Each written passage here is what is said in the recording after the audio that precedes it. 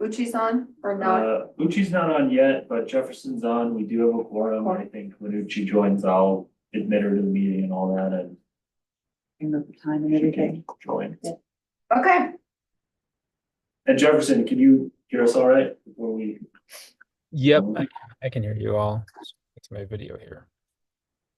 that was low. Oh, the speaker's right here. Probably turn it down slightly. Who knows if it will actually turn down, but these are inches. Okay, I'll call to order the May 7th meeting of 2025. Roll call. Chuck Howard, Present. Katie Maxwell. Here. Ken Slaymaker, Present.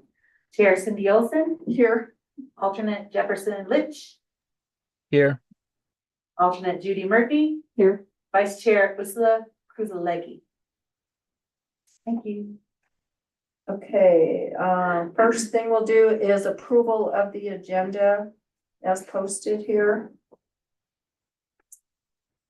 Need a motion? I'll move to approve the agenda. I'll second. All those in favor, yes. Yes. Those opposed, no. Motion carries. Okay, public comment. Do we have anybody listed for public comment for anything they wish to bring to our attention or comment? There's no one online and I didn't see anyone signed up. Me neither. Okay, any notice of conflict of interest on agenda items? Okay, approval of the minutes for April 2nd, 2025.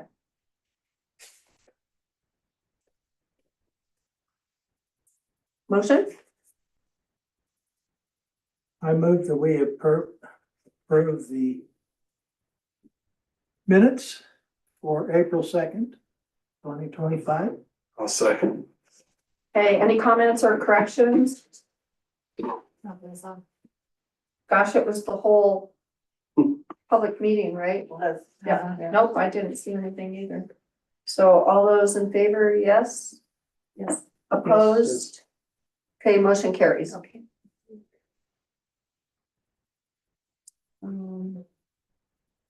Okay, updates. All right, I have a few updates. I put one flyer in your packet about these coffee chats that I'm gonna be doing weekly to kind of get informal interviews and things like that. And Judy actually attended today, which was nice. I think the weather perhaps deterred people, but it'll be a good way to sort of get people to maybe come in and chat in a more informal setting versus like setting up formal interviews or having formal meetings, which will also come. So anyone just wants to chat on a Wednesday morning or set up a different time, I'm around.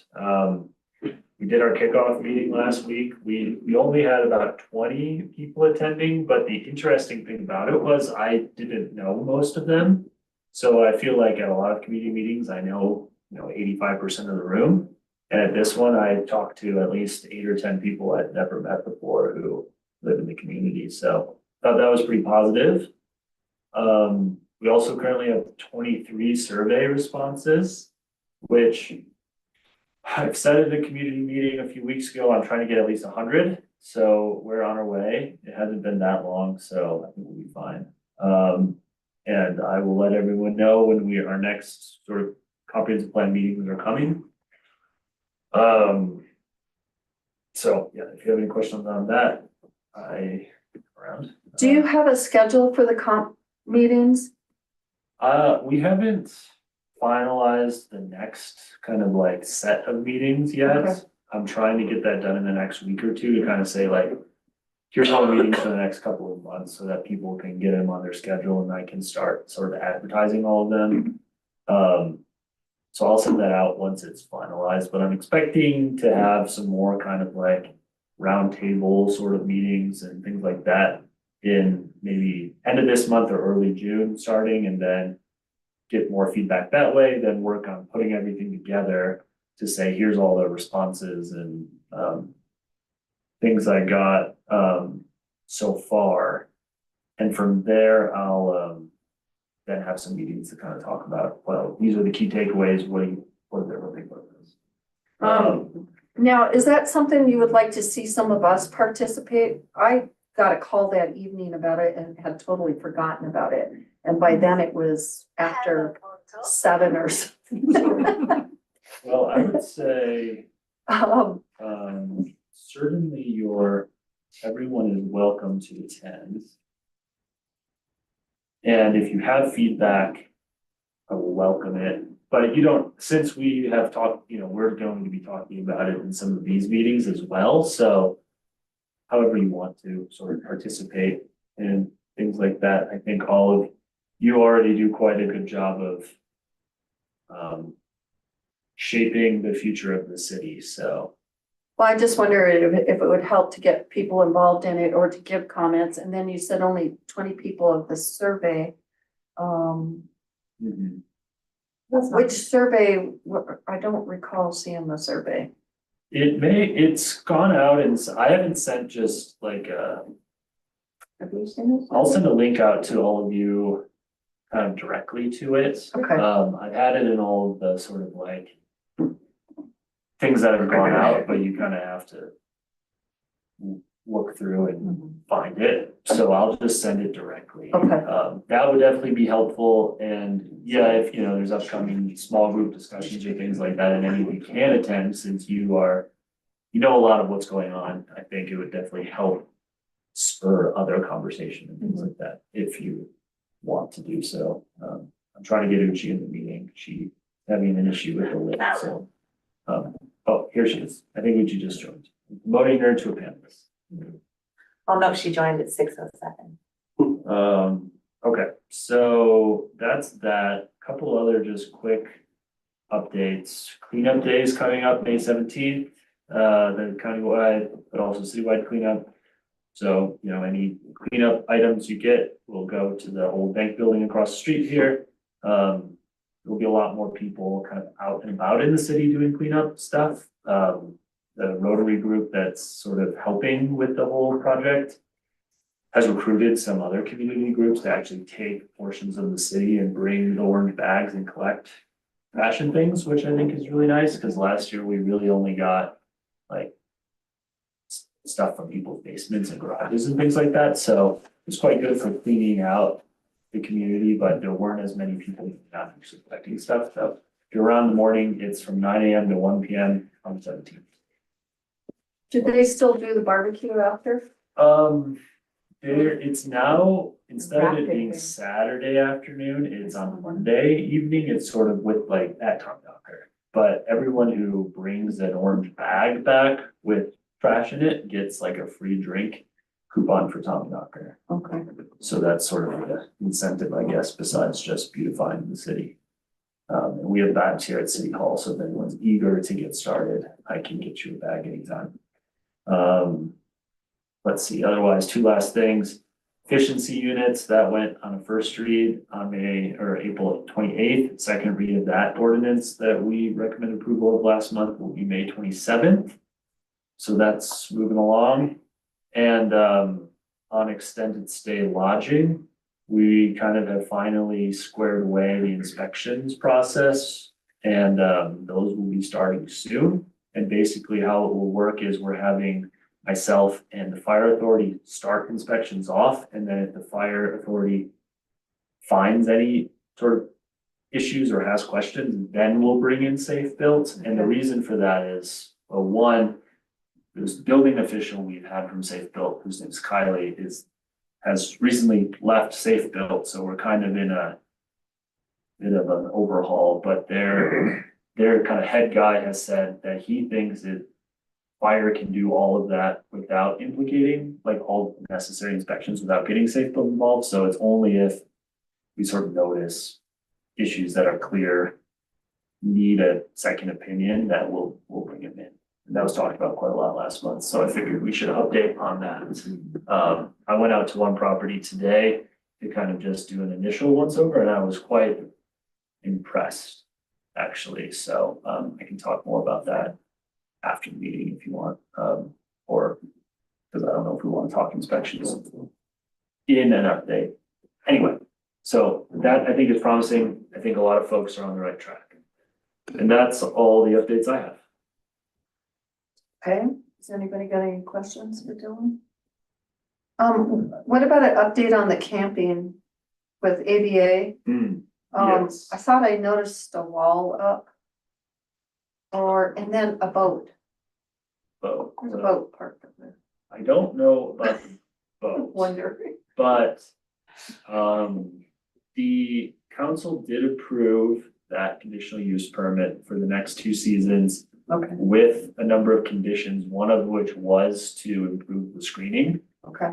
So the wall, you look at it again, did that go up just in the last few days or has it been a little while? No, and maybe I'm not seeing it right. That's why I'm asking. Yeah, And there's- then what the council has decided Right, to. so council approved it. I think the key conditions that I'm trying to get wrapped up will be like those camping platforms that need building permits, that screening use, and then, that whole issue of how to stop people from just driving through and going under that underpass, which, they're still working with Public Works on to figure out where that's gonna go. So I need to go out and do a site visit in the next week or so.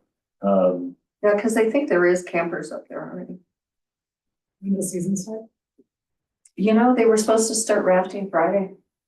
Places, not necessarily them, but Right. as soon as the river gets to a certain point. I mean, that's what they said on the news. Yeah, I don't know if I haven't seen any rafts Haven't on the seen- river yet or on the creek yet, I but haven't either. it will be coming anytime soon. So would I say think soon. especially on the, camping pads, if they don't have their permits by the time people are on site, we need to, kind of make sure that they're cordoned off so that that space can't be used for camping. And so anyway, we need to work on that a little bit more with like Public Works and all that, and Chief.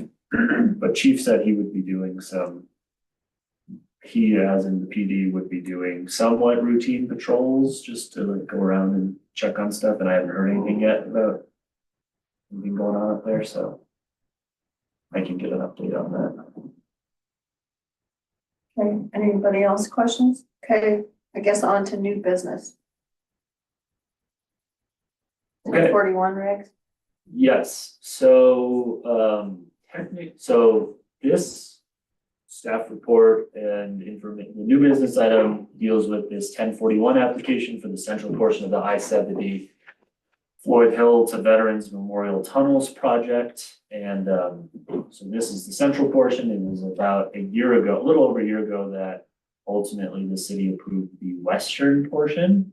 And so they've broken it up into these 3 sections. The east has been in the works for quite a long time. And so I'm bringing this tonight as sort of an update, but also to get recommendations as the staff report suggests, because planning commission doesn't have a formal public hearing. And I wasn't sure if CDOT would attend, but they're not here, so I'll just give my update and then, take comments and concerns and things and bring that forward to council, which would be on May 27th. So for this section, the key things that I think need to be addressed are the roundabout interchange at exit 243, which is the Hidden Valley interchange. At one point that they're building a new roundabout there where Central City Parkway starts, because that's where the frontage road that connects in with where the Two Bears Tavern is located will actually have a frontage road going all that way. So you don't ever have to get on the highway to go from here to Golden and beyond at this point, once that's complete. At one point, they had thought about doing 2 roundabouts, but they determined, their traffic engineers, that 1 roundabout with that same signal, slightly improved signal on the south side would be better for traffic. The other one would be sound wall at exit 241. They are building a noise wall that'll be 520 feet long, ranging from 14 to 16 feet tall. And that wall basically for every resident on that portion of Riverside will get at least a 5 decibel reduction. There's 2 of them that are just under 5. But basically 5 decibels is what they say when you actually can notice a difference in sound. So that there was a survey done for that, and everyone who responded to the survey was pro noise wall, so that is going forward. There's part of the project, as was kind of discussed in the east and west portion, is this third travel lane for express hold traffic. And then the final thing that really impacts us would be, I already mentioned the frontage road connection. So during the review, we determined as staff and with the help of the agencies and referrals and all of that, that generally it does meet our criteria. The key concerns are, I think, broadly water quality and just traffic impacts, and then construction concerns while it's happening. Water quality is, they are adding pavement. These will be wider stretches, and so that results in more salt for de-icing. But ultimately we kind of determined like this is something that has to be done corridor wide anyway. It's not something that this particular application necessarily addresses. So continued coordination to make sure that sort of all the efforts to improve the river today aren't lost because habitats are destroyed by salinity levels. The other things we noticed, like I said, construction impacts are always difficult. I think the CDOT team has been working pretty well on keeping the city up to date on what's going on so that there's fewer like huge gridlocks in town and things like that, which is a major concern. We have seen sort of a drop in visitation, but a relatively minor one in some places during the blasting and all that, which is likely to continue. But I think there's some potential coordination on advertising and marketing and things like that. But then, yeah, the big one is just coordinating on all the aesthetics and safety improvements and things like that as they build it to make sure that, for example, the sound wall and the roundabout don't impact utilities and don't impact any aesthetic issues. We have some opportunities to make sure that they're designed in such a way that they enhance the city, like the roundabout at 241 that has that kind of mine structure. There's opportunity to kind of do some branding and things like that. So, given all that, and given that, I had quite an extensive report, I might leave it at that, and then just we can kind of chat. And if you have any recommendations or questions, I'll do my best to answer them. Given that there's not someone from CDOT to sort of answer what other questions might come up. I think something that came up, and it was years after we did the roundabout here, that they forgot to run electricity to it or something. For some reason, I think that what? was, well, if we wanted to put a spotlight on it or something, because that's the entry to Idaho Springs, and then they Oh. forgot Right, to in put. Southern Town, it's all like. Yeah, and then there- Welcome to Idaho Springs with the spotlight. Exactly, and there was no power brought to it or something, if I remember right. And I might be wrong on that, Dylan, but for some reason it sticks in my head. Now, the sound wall, are they gonna make it decorative on, not just? Well, as it was sort of planned, my understanding of it is that they were going to just do like the random reveal sort of thing, like some of the walls, so it kind of looks like a rock face. During their, this is sort of going based on recollection from sitting in a bunch of meetings rather than what they actually proposed, but what they're showing in the visual rendering would be kind of this like Mountain mountain sort looking, of okay. look. That's what I mean by decorative. Yeah, Like so- by the roundabout by the high school. Yeah, just where it's Yeah. not just a solid wall. Right, I mean, 'cause- because you don't see that in Denver anymore. Not so anywhere anymore. Yeah. They've not, well, they've said that, yeah, it's kind of like is decorative, that at one point they talked about doing the kind of making it look like it's a rock face rather than that, but I guess ultimately they're going with this sort of decorative design. I know at one point some people on the like technical team for the project they really don't like how it looks near, I think, Silver Plume or something, Silver Plume or Dumont, like those areas where it has like little symbols and things, like they really wanted to avoid that. Okay, So they're trying to go with more of it's aesthetic, but not super.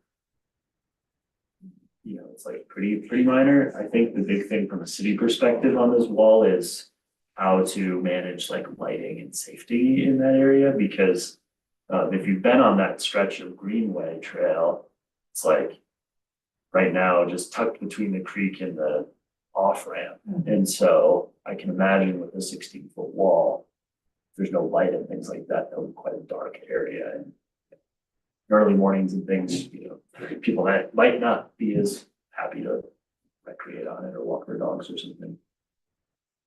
the only other question I had was, and I think we talked about this before, the express lane then will go, it'll come down Floyd Hill, but it's a different express lane, so a different toll, which that's something they're gonna manage, right? Right, yeah, it's interesting because this one will be like a open all the time express lane.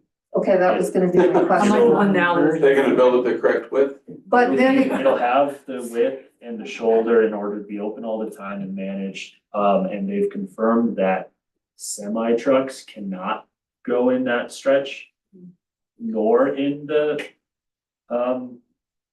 little express lane.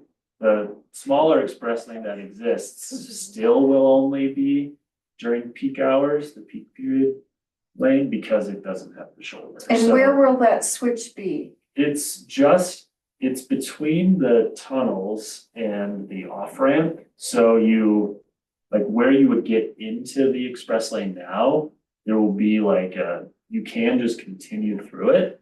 But if you don't want to pay the express lane toll, the next toll, or it's closed, then it would be right there that you merge. So that's gonna be a bottleneck right there. They're gonna come out of the tunnel. It's gonna be the free express lane, well, a toll, but it's gonna be open all the time. And then you're gonna come to this side of the tunnel and all of a sudden it changes to the paid one and possibly could be closed. So you're gonna go back from 3 lanes to 2 lanes just before the Idaho Springs exit.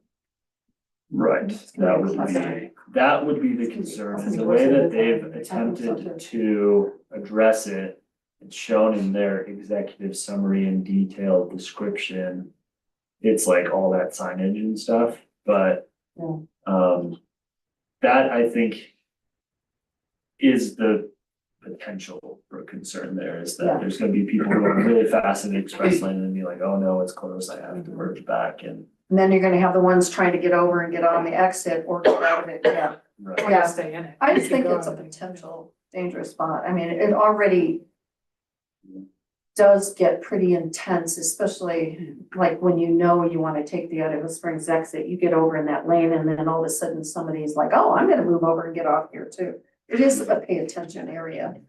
Right, yeah, that will definitely be I think from a safety standpoint, that would be the biggest area of concern, because the rest of this project is all about flattening curves and reducing slopes so that there aren't some of these major turns. The cynical view would be, well, if you're making these curves flatter and the slopes lessens, well, that just means people will drive faster. But traffic engineering standpoint, it should result in more safety. Anything's better than Floyd Hill right now. No kidding. I take it every single day. Yeah. Anything is better. Okay, so you just are gonna pass on comments to council, is that? Yeah. Yes, I would say if there's any major concerns that come up, I would certainly pass them on to the applicant as well and say, listen, ahead of case 27, do you want to make any changes or at least address these things ahead of time? But whatever is said, just making notes here to pass along what planning commission's view was ultimately. Well, I certainly have a question. You mentioned earlier in your initial description of this that there were parts that didn't meet our city code, or perhaps I misunderstood that. But it sounded like you said there are parts perhaps with drainage or salinity or something along those lines that didn't actually meet our code? Well, Or did I misunderstand? so we don't have, so like our code itself doesn't have any standards regarding water quality impacts per se. Yeah. One of the things that our potential criteria could, or our potential does review is, whether the location of the highway interchange or arterial will increase water pollution levels in violation of applicable federal, state, and local water quality control standards, as well as wetland values and functions. So in reviewing that, I think the major concern with respect to water quality would be a potential for increased salinity, because there will just be more paving, which necessarily means there will be more salt used or de-icer. But I would, so that would be the main thing. If you're saying, well, what impacts does this particular project have? That's the potential for increase. But given the existing level of runoff and salinity from what already exists there, since this isn't a new condition, the argument is that although they need to do work to continue monitoring and work on creek-wide solutions, this itself doesn't increase it beyond that level, which is sort of already accounted for. Whose argument is it? I guess CDOT and the EPA and, and The folks they're- that don't want to address it. Well, the Upper Clear Creek watershed is very involved in it. They get the same Right. regs. I'm on the Upper Clear Creek watershed, so the 1041s come through them too, and they always give their input. And they're the board, believe me, these people are smart. I'm like, wow. They're very on top of the water quality. And the county has a representative, the city does, Yeah. and all the supervisors. watershed users are on that committee. So that type of stuff gets brought up all the time. Seems like it'd be nice if they could do some sort of, I don't know, assurance or something. Right, well, yeah, they do have. They have monitoring Yeah, stations they and have stuff too. multiple permanent water quality monitoring stations, Yeah. and the county has, which obviously they have a review as well, and their review is separate from ours, but they have several conditions specific to water quality Yeah, that they're pushing for, and so I guess we could either A, match them, or B, just rely on the fact that they have those conditions in place. But there's nothing, like I said, as far as the city's perspective is concerned, I talked to our wastewater at Sigler, the superintendent for that. He said, obviously, salinity is an issue in this corridor. But like Cindy mentioned, there are ongoing efforts to address those concerns. And so as far as this application is concerned, he wasn't concerned about it. he wasn't. So like their ongoing projections for the continuing improvement of our salinity, which as you mentioned is obviously an issue for historical reasons here. Right. Like it didn't take this project into account, but with this new project, I don't know, he feels secure. Yes, yeah, he basically said due to the ongoing efforts corridor-wide to address it, this project is not likely to have a substantial impact on the city's resources. Oh, sweet. But it is obviously, I would say the big concerns with highway in general is air pollution, water pollution, and noise pollution. And so those are things that obviously already exist. For noise, for example, we do have, for example, noise levels already exceed CDOT's noise abatement criteria. And so this project in one particular area reduces noise, at exit 241 with the noise wall. Everywhere else, it's not anticipated to make things worse. Not anticipated by whom? Their environmental review. Because they have to go through the whole WIPO process for the Right. environmental impact statement and the environmental analysis and all that. So basically they said, we already don't meet it. We're not going to become a worse condition. Yeah. And so we can't fix the problem, but the problem already exists, whether this is approved or not, I guess is kind of how I would interpret it. So in your opinion, are they kind of saying that like, we already don't need it, so fuck it? Or are they kind of saying, we already don't need it, so we should be extra careful? Or is it somewhere in between? I guess I would say that it's somewhere in between because they said, listen, we are doing what we can to address noise where possible, which will be that noise wall. Yeah. You know, so for 20+ residences, noise will be substantially reduced because it's over that 5 decibel reduction. Some of them are up to 8 or 9 decibels, which is substantial. But elsewhere, they're basically saying like, there's no way to eliminate this issue corridor wide or within the city. So we can't really do much otherwise to eliminate noise from a highway. Thanks. And yeah, I would say the one thing they are definitely meeting of the 3 would be air quality, which maybe would surprise people because you'd say, well, there's 20 million cars driving every day. But they actually meet their national ambient air quality standards. So that's, kind of a surprise, but also is good. Their environmental impact assessments show that they'll continue to meet that. I remember them talking about that when they came to us one time. And maybe it's the watershed I'm thinking of, Yeah. the air thing, and it's something the county is very on top of too. And then there was another thing they talked about when they came here and talked to us a year or so ago, which was the public transportation aspect of this. I mean, is that still a big part of it? They were fairly vocal about how big public transportation was as a part of this project, and so therefore wouldn't necessarily mean just a big expansion of a lot of car traffic, as there be public transportation as well. Is that They still do a the part of the bike. plan? They're still gonna continue with the bike, busing the bike people, right? Yeah, I would say Is that what you're talking about? directly as part of this project And because Pegasus. the Greenway is closed for a few years, they've implemented a shuttle system to get those cyclists through the construction zone. Yeah.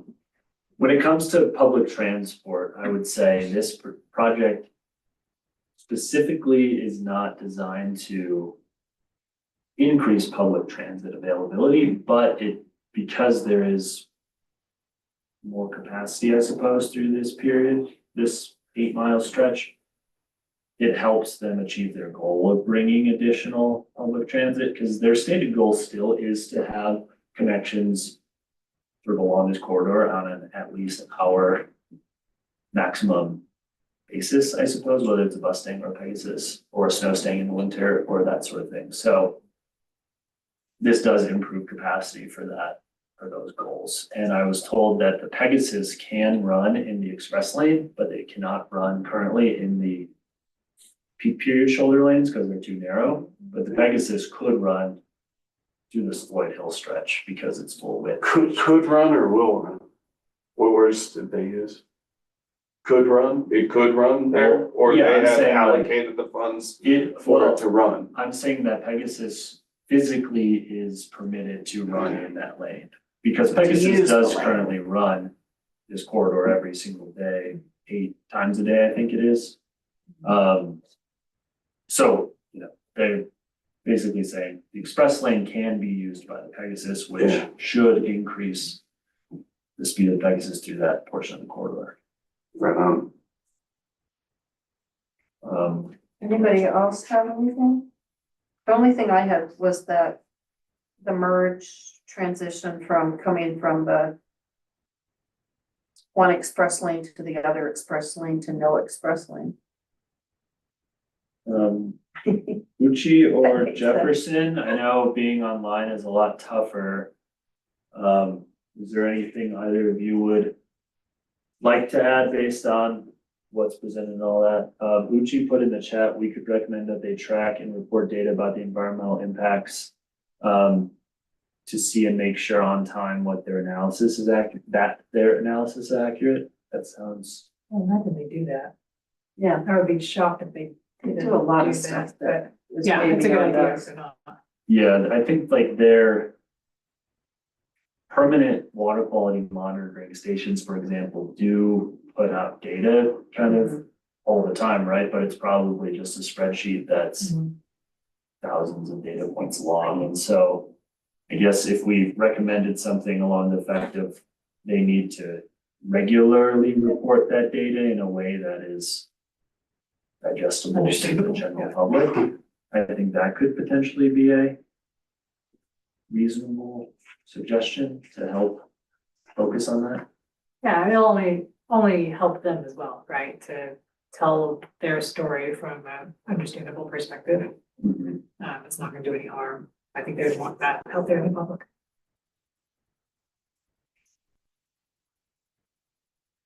Jefferson, did you have anything? Not on this right now, thank you.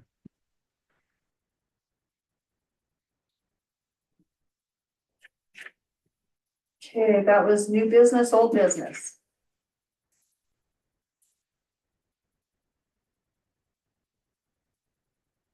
Any updates? No. The old business at the moment.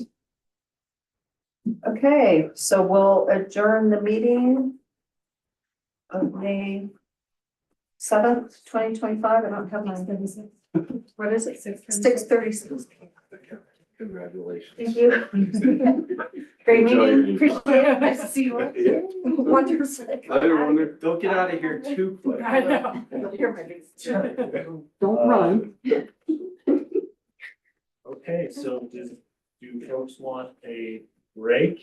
Nope, Should we just roll into the?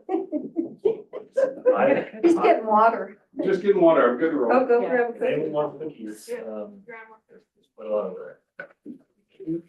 No, thanks. Okay. Whatever. Good folks, tonight. Oh, yeah. Yeah. How are the ducks? Oh my gosh, Show up. the babies Yeah. are just like snow, they think Who the left sky's their falling notes? out over the chicken lips. Look at what we're- Are they eating? Does it No, apply we're to good. us? We shouldn't probably. We're going nice. Yeah, I already had it for today, but I'm having a 4-year-old that eats 3 isn't it? So. No, I think that's not. It is not. It's kind of wild, it feels very 1800s, very old school, ordering ducks.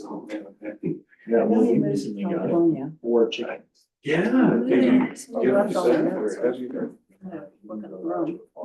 That's awesome. Okay, this is gonna be confusing. There was a lot in there. That's not. There's a lot. They don't Yeah. have all their feathers. Yeah. It's very. I hear you, and then the snowstorm. I hear you, it's very frustrating. Ready for them to move outside, right? I'm sure. Absolutely. Chicken poops, I'm sure fun to clean up. Accessory dwelling units. For sure. Okay, I think, should we Go for it. go for it? All right, so ADUs is our first topic. This is a top, kind of just building on last month's discussion. It's actually been quite, fortuitous that, we've been talking about ADUs already because unbeknownst to me, we actually may or may not have to comply with this House Bill 24-1152. And the reason I say that is we, talking with Nick and Carmen, we thought, well, we definitely need to comply. But the representatives from DOLA said, well, technically you're not part of a metropolitan planning organization because we're a member of DRCOG, the Regional Organization of Governments for Denver. But like we're part of it, but we're outside their planning area, so we technically don't have to comply.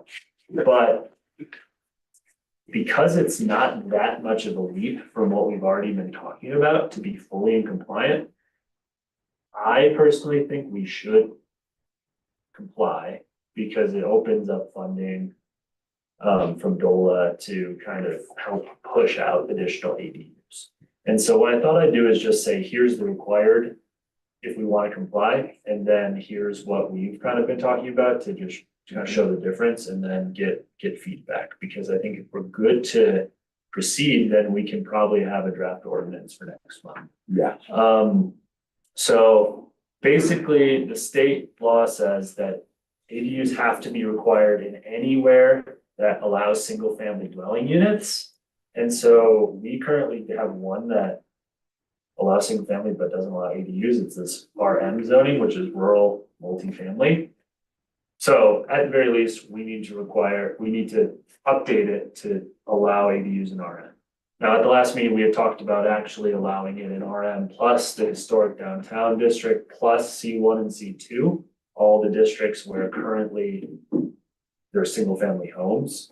And so the only question, so like basically everything from the Mitchell White building to the visitor center is zone commercial, but we have 20 homes there. And right now, they can't have an ADU unless they go through a process. So we had talked about, should we just allow those even though technically the single family is a non-conforming use? But they're gonna have setback requirement, all that type of stuff. So if we go with the state one, one you were referring to, can we pick and choose what we like and don't like out of it?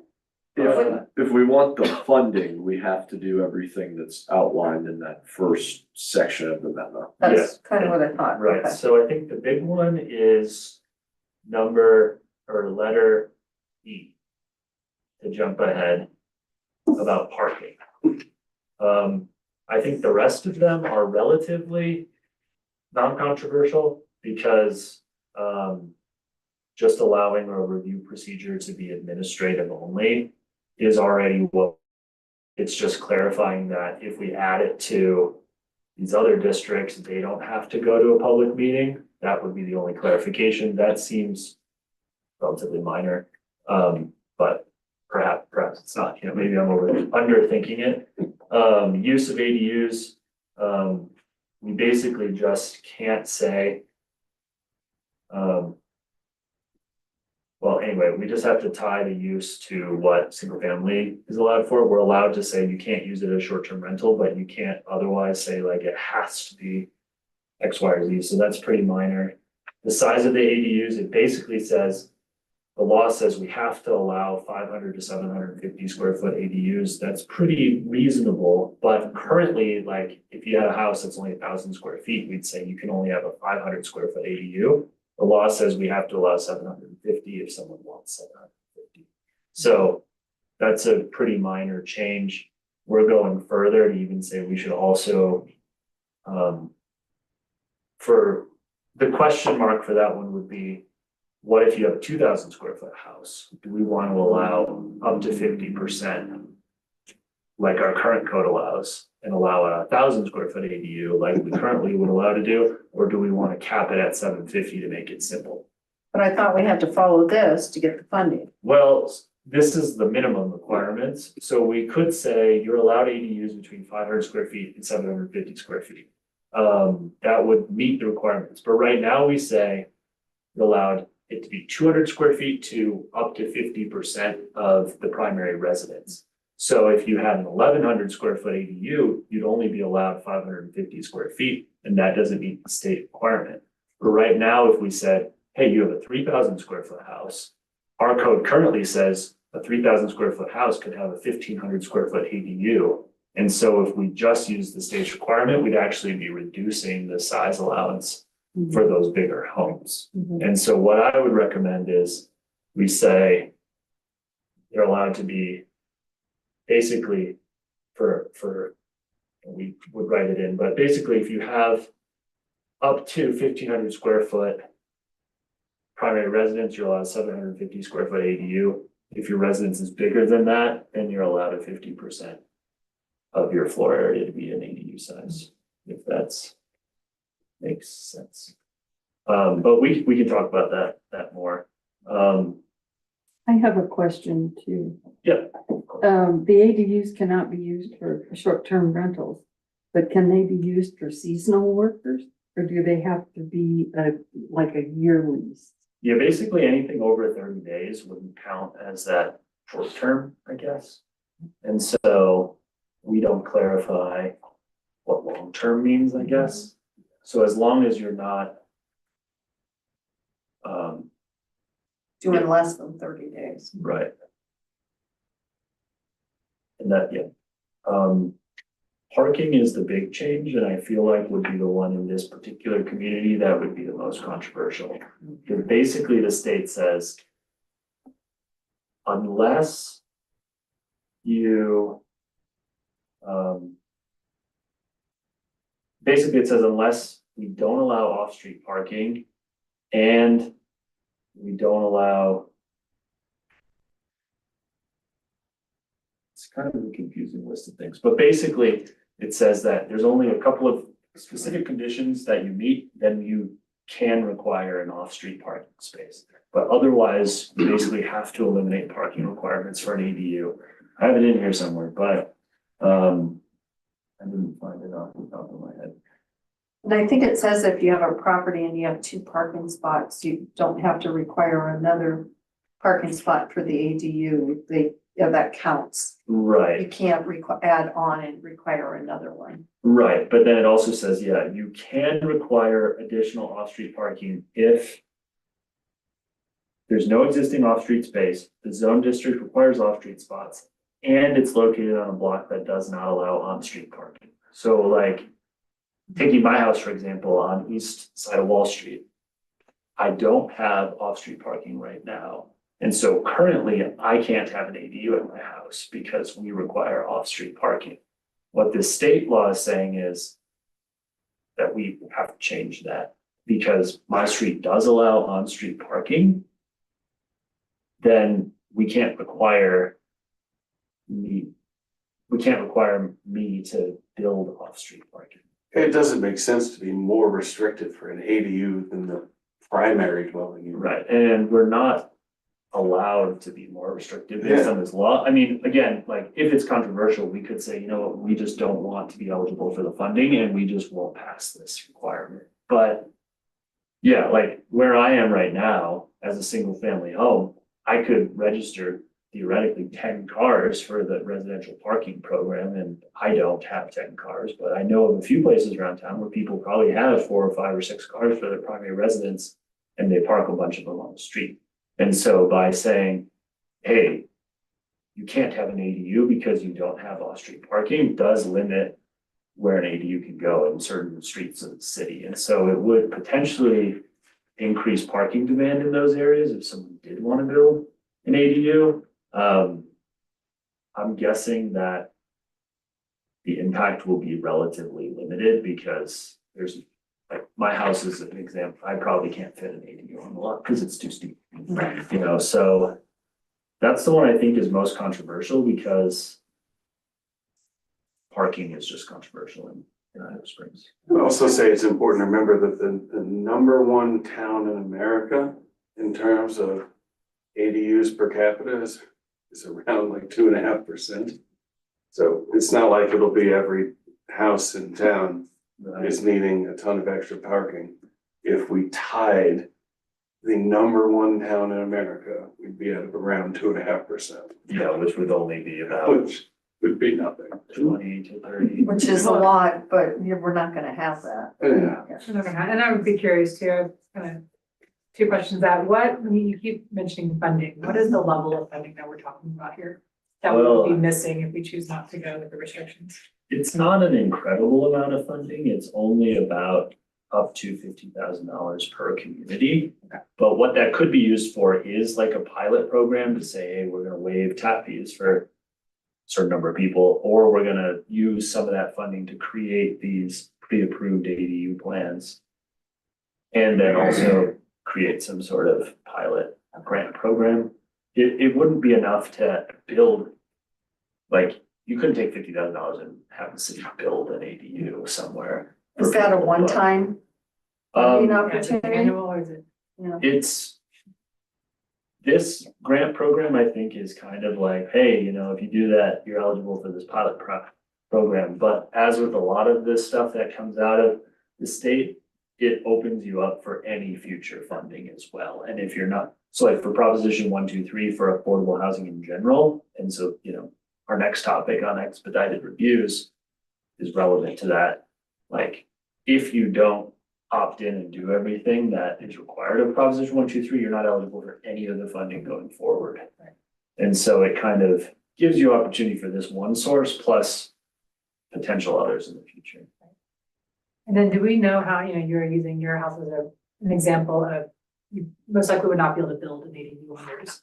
So if we're talking about 20 to meet the, most substantial in the country, how many properties actually have space to build an ADU within Idaho Springs? Yeah. Right, because then if we're talking about one parking spot to each and it's sporadically around the neighborhood, if it's not all condensed into one area, then I feel like the parking becomes a little bit easier of a thing to tackle. Right. And if Yeah. it's not every house, then obviously. I don't have an answer for that, but I would guess that it's a small percentage of the lots. How many people have you had ask? Maybe 3, 4? Yeah, I talk to people about it more frequently. I've not actually approved an ADU since coming to the city in November 2023. Yeah. But if I had to guess, Wonder probably knows how many actual ADUs there are because of the water billing. Mhm. I would guess there's between 10, maybe about a dozen or so ADUs in town at the moment.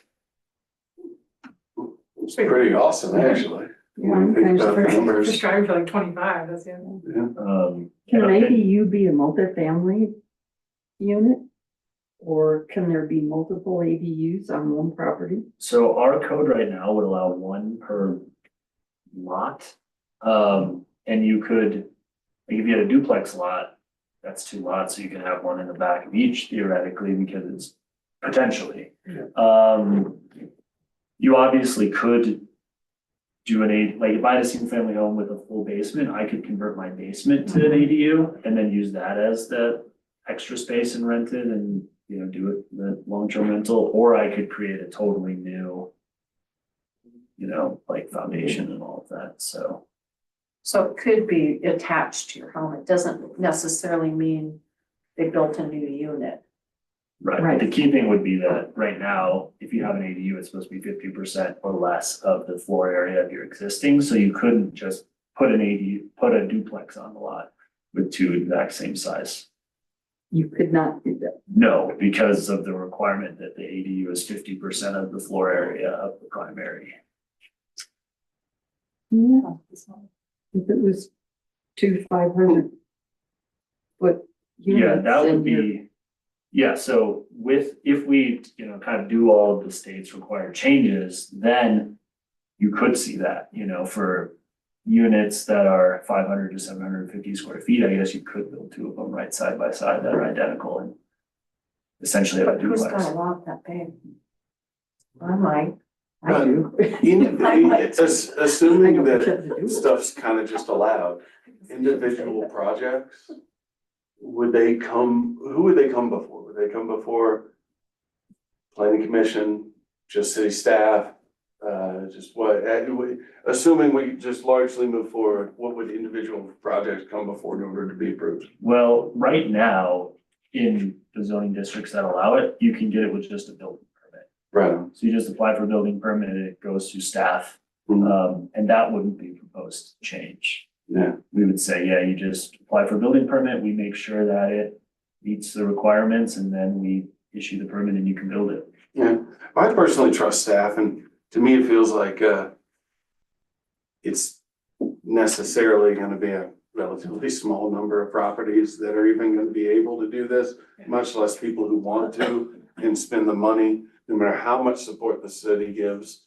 It's gonna be a large personal investment. It's just necessarily gonna be a small number. So it just seems to me that if we have the value of wanting to encourage ADUs, we should just largely allow it and trust city staff to make the game day calls. Well, I That's think the way we see made it. the decision to allow it. What he's trying to figure out is, do we go with the state regulations or continue on Exactly. with ours What are the, Exactly. that we were doing? what are the other regulations besides parking? I mean, I've read through it, but like, are there any other ones that you're truly concerned That about stand besides out, parking? yeah. I'm not concerned about the size requirements. My only question really on that is, do we wanna make it more lenient on size? I'm not concerned about allowing it in, expanding the number of zone districts where it's allowed, because we're only required to expand it to that 1 RM. But we had been talking about expanding it even more. So that's easy to comply with. The review procedure is easy to comply with. It doesn't really change anything as far as how we're doing things for ADUs. The use is essentially the same. It would just be a clarification of use. And so parking is the only one that really, oh, the other one that I didn't mention is setbacks. It says that for the rear and side property lines, you basically can't require a setback of more than 5 feet. And so in most of our zone districts, 5 feet is already the side property line setback. But for the rear, it ranges from like 10 to 15 feet. So basically it would be allowing ADUs to be 5 to 10 feet closer to the rear property line, which shouldn't have a huge impact on neighbors because because we already allow some things to be closer, like sheds, for example, can be 5 feet away. Obviously, having someone live 5 feet from your property line is a little different, but again, like you said, the potential for ADUs is so small that I don't think it will have an adverse impact on neighbors. So that would be the other change. And then parking is the big one because people don't like parking. I mean, I know the funding seems minimal in terms of like the size of state funding, right? Still, but I would suggest we try to fit within the criteria because it can provide opportunities that we wouldn't otherwise have to help build this program. And it seems like things that are doable because of the number that we're looking at. I just don't think parking is going to be that massive of an issue. No more than we already have with all the other parking, things going on. But I don't know. That's my suggestion. Agreed. You had the one question about what happens if somebody changes theirs, converts it into a commercial use, which it's just the homes that are in the commercial district that are homes that could change.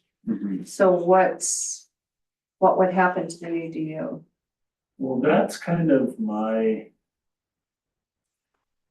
question to get advice on is like right now, let's say I own a house right next to the Mitchell White building. It's zone commercial, but it's been a house since 1912. So it's clearly this legal non-conforming use per the code. If we allow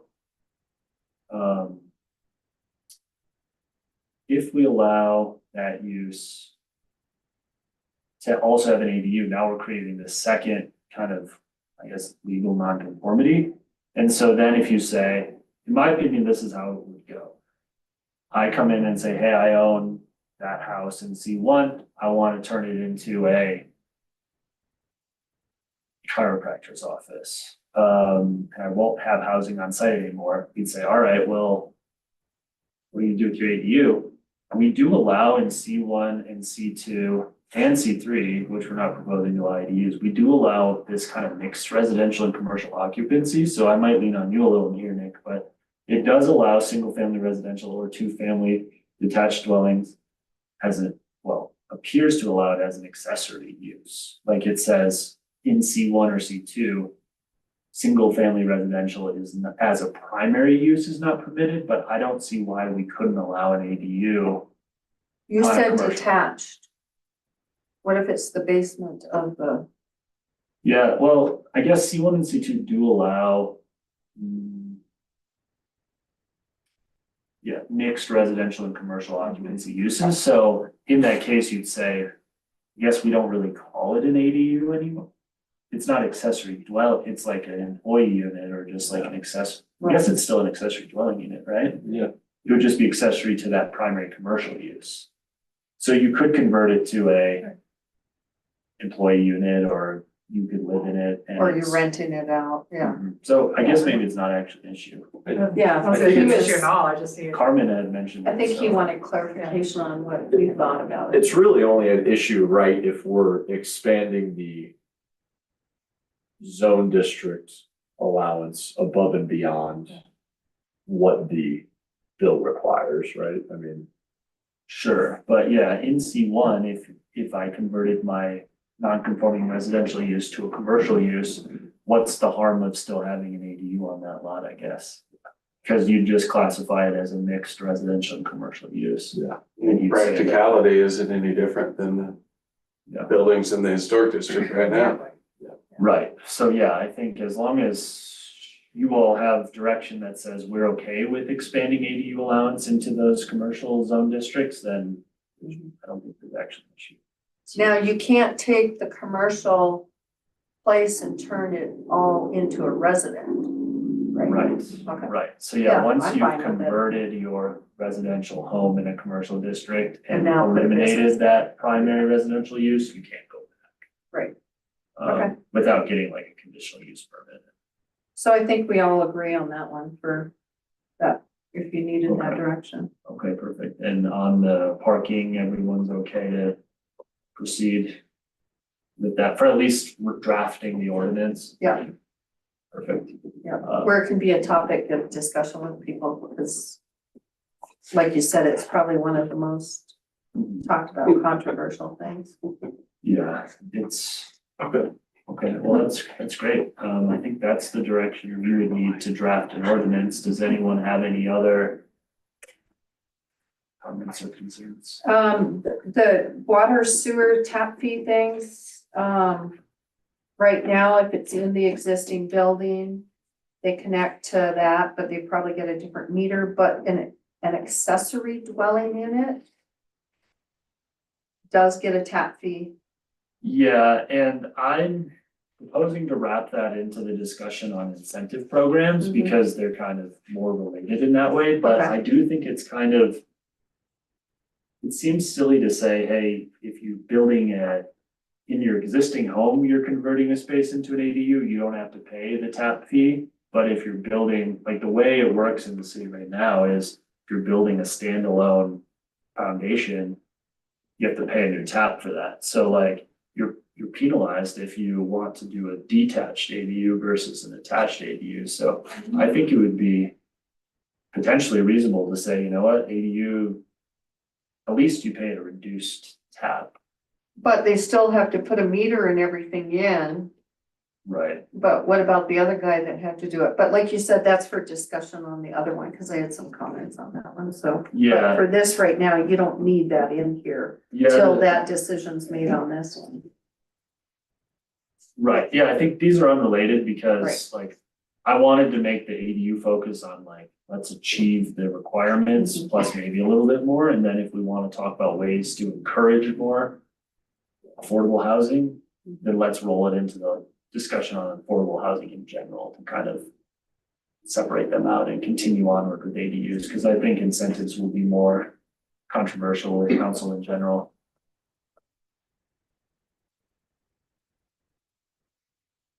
Okay, so it sounds like we're all recommending these changes that you can move forward on, right? Perfect. Well, then we'll plan to have a draft ordinance for That was next. easier than I thought. Fantastic.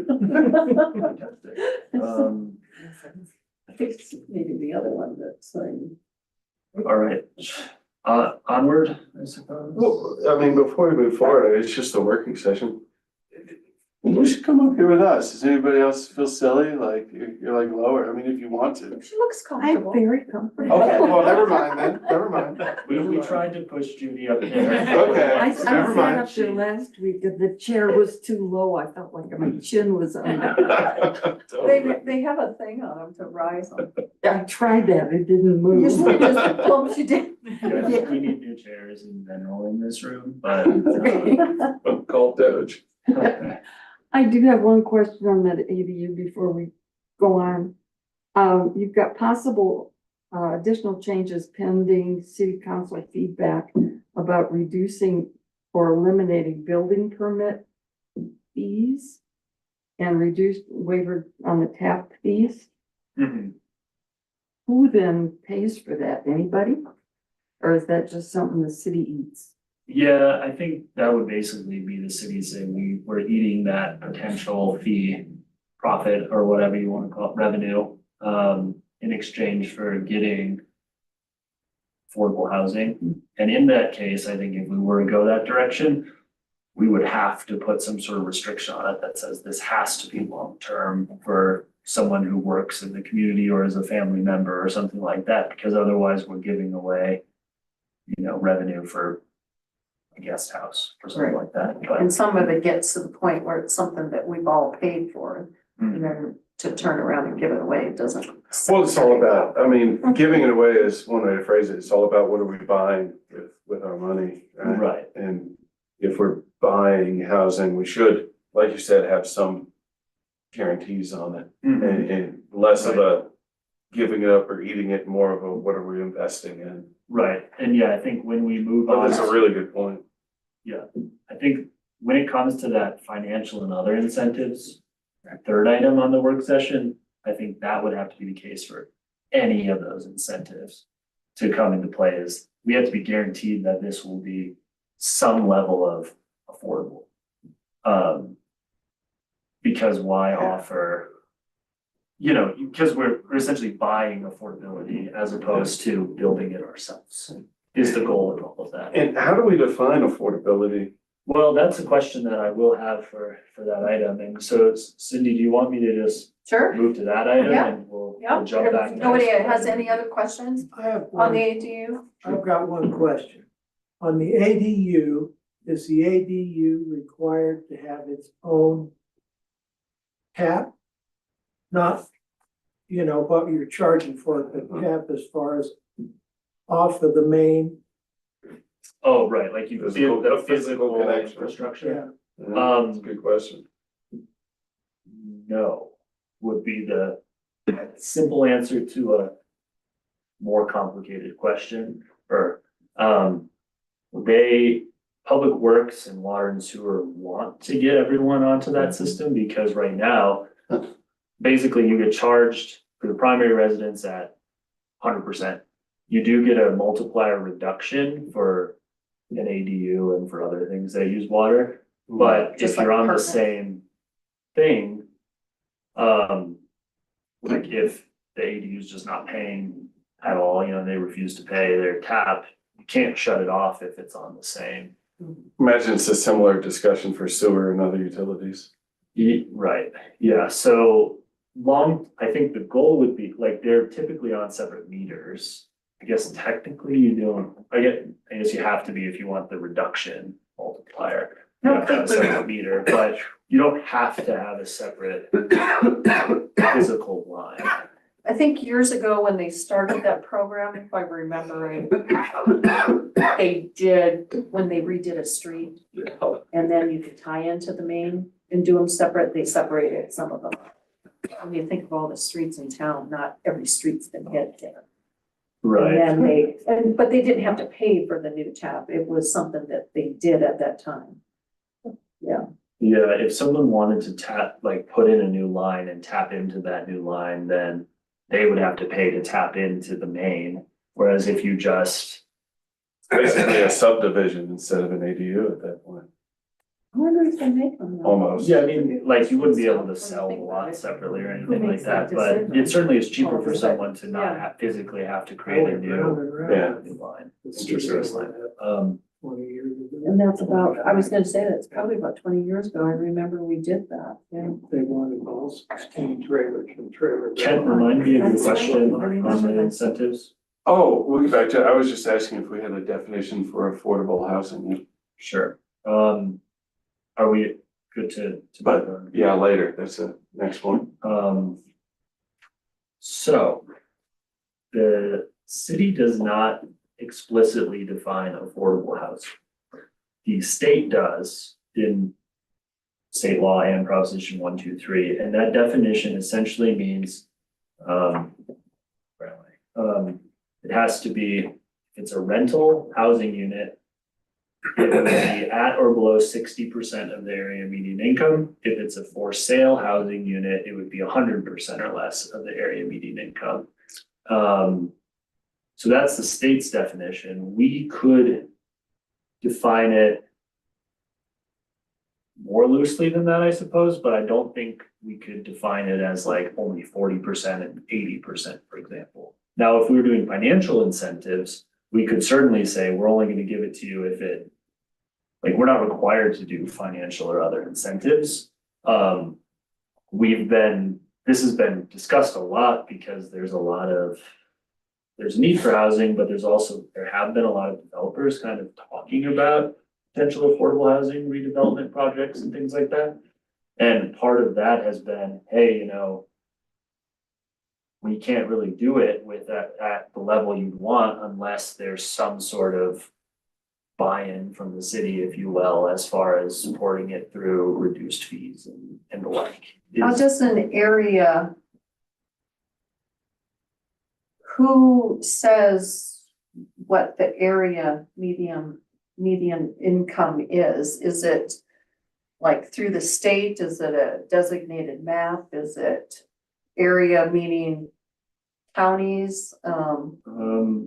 Well, it's the Department of Housing and Urban Development, HUD, sets and defines those Okay, AMIs annually. We currently are part of the Denver statistical area. And so because of that, our area median income shows higher than mhm. the people who actually live in our community. And so that's kind of the downside of being grouped into that metro area for that statistic, is that if you say 100% AMI, it's 100% AMI the whole metro area. And so you do get low income places in Denver that are lower than us, and they're also kind of subject to that higher. But, we're also competing with the much wealthier communities. And it just seems like we should make an affirmative decision about that, to me. Like, if we wanna just accept that, okay, I'm open to that. But it feels like we should make an affirmative decision, because there's a lot of developers that like to come in and talk about affordable housing. And it's an easy word or phrase for them to throw out. But if we as a community don't have a definition of it, sounds nice, but Well, doesn't mean anything. there's a definition, it's coming up with the AMI. Is there a way to go to the urban housing and have them do one specifically just for Idaho Springs? That to me would be, Punting it up to city council will have to make. I don't see HUD coming back and saying they're gonna do it just specifically for us. well, I don't know. I don't know what it takes for them to come up with that. That's why I'm More than asking. they used to, I mean, probably. it would be a reasonable, in theory, you'd think it would be reasonable to say, hey, HUD, can you do Clear Creek County has its own discrete thing? Mhm. I would think you could. Or Clear Creek and One would Gilpin, or think. areas that are actually similar. I think the reason we're sort of grouped in there now is because this is sort of seen as this is a commute that is possible to Denver. And so when they group it in, you could be at your job in Lakewood or almost downtown in under 40 minutes, which is definitely commutable distance. So Down to DCPA, 35 minutes most days. Now, honestly, and honestly, that's a factor we should take into consideration. I used to commute to Cherry Creek from this town, and that is something we should take into consideration. But I think we know better on how to weigh that against the folks who don't do that. What about the new regional housing? yeah, the new housing authority. I mean, Yeah, I think that That's a good there's point. going to be a key distinction for something like expedited review, which is, now I'm jumping all over the place, but we're required to do expedited review for affordable housing per the state. And the state is saying, this is our definition of affordable housing, so if it meets our definition of affordable housing, you have to expedite the review for it. yeah. However, if we wanted to say, hey, we're only gonna give you a financial incentive if you meet these stricter parameters, then we could set that, or we in consultation regionally with the housing authority could do that. And then we kind of have these two separate competing definitions, because Yeah. for some of our requirements, we would be referring to the state requirements, and for others, we'd have our own standards. Yeah. We could certainly do that, I think. Well, that certainly seems tricky, but it just seems to me that before we consider anything for affordable housing, we should at the very least have a very familiar working relationship with the definition of affordable housing that's being pushed on us. Even if we're like, state, that sounds cool, we'll just go with that. Yeah. we have to know Or where we could do our own version, but we should at least understand. I agree with that. And this is a very maybe naive question, but, so the county and the city, we don't know median income for our residents? They do. We should. We wouldn't I feel believe that- the housing study came out with that number because it's definitely ours very, very low compared to the rest of the state. Right. And yeah, which is The exactly right. states is one also pros and sixty-eight cons, and too. 161. We will, yeah, Sorry. I think that for any grants or that we wanted to apply, we have to use that state provided AMI. But I feel like we as a city, we can probably define our own local AMI and maybe base the incentives on that. Does that make sense? Yeah, we would need to Absolutely. go to HUD to determine that because we should have that data Yeah. closer to home. and we do have Jaffa. Reading, and they're like. What are you looking at? This I was, yeah. You both are like, So, okay, like, where do we find it? The CHAFA, which is the Colorado Housing Finance Authority, I think. They have income limits for different Colorado counties. Basically, they'd say for CHAFA area median income, because they're like lenders and funders and things like that for affordable housing, they'd say Clear Creek's 60% for Clear Creek would be a 1-bedroom at 1,400 essentially per month. And let's say a 4-bedroom at 2,250 per month. They say that our 60% area median income for Clear Creek County for one person is $54,780. The 100% per household is like 91,000. And so when you compare it to like, I guess Denver County would be the easiest one to compare it to. Like Denver's for reference, 60%, is the same because Chaffa uses those numbers because we're part of that area per Chaffa. So, And those numbers seem somewhat reasonable, and I'm sure that our reality is somewhere pretty close to that, but it just seems that before we talk about this project or that project for affordable housing, we should adopt a definition of what affordable housing is. And even if we just go with someone else's definition, that's fine. They have a If we're all definition comfortable with here. it. well, and I'm proposing that at the very least, we put in these two definitions, Yeah. one being Right. the Colorado Revised Statutes definition, and then two being what area median income is, which is also a Right. state definition. So basically just taking the state definition and putting it in. Right. Because that's sort of the starting point, I guess. But if we said, hey, if you want to be eligible, like this is the definition for the state, here's our local definition, we could add that and say affordable is this or that and make it 40%. But I think either way, like Uchi's right there, we have a housing needs assessment. It was done in 2018. It by state is required to be updated by the end of next year also. So that's a project for the Regional Housing Authority to say, because it's a regional effort, I think next time there's a funding round for that, which will probably be at the end of this year, I would guess. I think the Housing Authority should apply for grant funding for that. Right. And I'm happy to help with that. It doesn't make sense for us to do it on our own because we're not a sustainable community in that sense, but from a Clear Creek perspective, we definitely are. And so, like currently, they're said, like as of 2018, the average wage in town was something like $25,000 because it's mostly service and it's not always 100%, like 40 hours a week, that kind of stuff. So like the average income for just like one worker at a job was only like 25,000. So if you say that, well, like clearly that would put everyone into like the 30% AMI per the official state AMI charts. And so you say, when you look at it like that, we could easily say, well, per our definition of, per the state definition, affordable is between 60 and 100%, or 60% for rentals, 60% of what?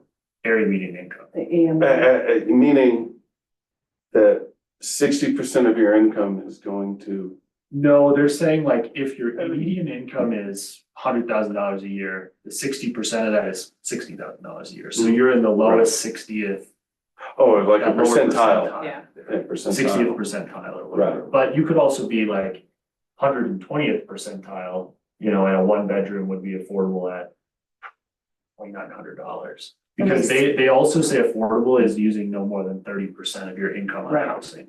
Yeah, So, that seems reasonable. so they're saying like, if you're 60% AMI, you shouldn't pay more than $1,467 a month in order for it to be considered affordable per the state's definition per where we're located.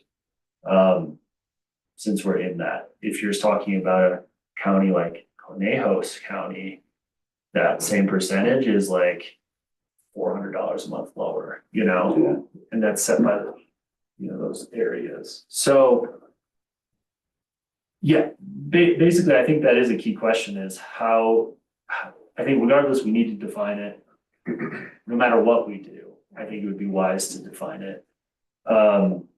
If we wanted to talk about some of these potential incentive programs, like a waiver, reduction in building fees or impact fees, water and sewer taps, tax exemptions, all of these things, we would want to determine at what level will we offer this, you know, and you might say if you do 30% to 60%, we'll give you 100% of this incentive. If you're 60 to 80, you get 50% of that, you know, like it could be quite complicated if we wanted to put together quite a lot of it. But I think today, what I would sort of want potential direction on is this something that's even reasonable to even consider? Because if this will take, like, we wouldn't be anywhere close to being able to put together limits for this. It would need a whole lot of discussion and research. Can you remind me, what are the units going, the new units at the west end of town, what are those going for? Well, Like a one bedroom or, About 14. so that is technically by the state standard. housing. I think they will be higher. I think I there'll think be they more, will too. like, thinking of the units that are just where like the new pet store went in an H&R Block, the Yeah. one bedrooms were like 1,800. I'm guessing they will price that similarly and say a one bedroom would be let's say 1,800, which would be, or maybe even higher. Like our 100% AMI would say it's 2,400. I don't think they'll be that high, but they might try to be that high. And then I don't know if But how it's, quickly they'll fill up. that's still technically affordable housing from the state standard, right? I mean, technically. Yeah. I mean, Not- just not that how 100% wonderful would is it be if affordable housing we could for- say, But like it, yeah, Yeah, see, that's the that's the problem hard with part with where we being stand. part of Right. that, cause if you said 100% in a much, you know, like an area that is at a much lower percentage would be a lot lower and seem Right. more reasonable. I would say like the average, last time I checked, the average across the whole country, one bedroom rental rate was about 1,800.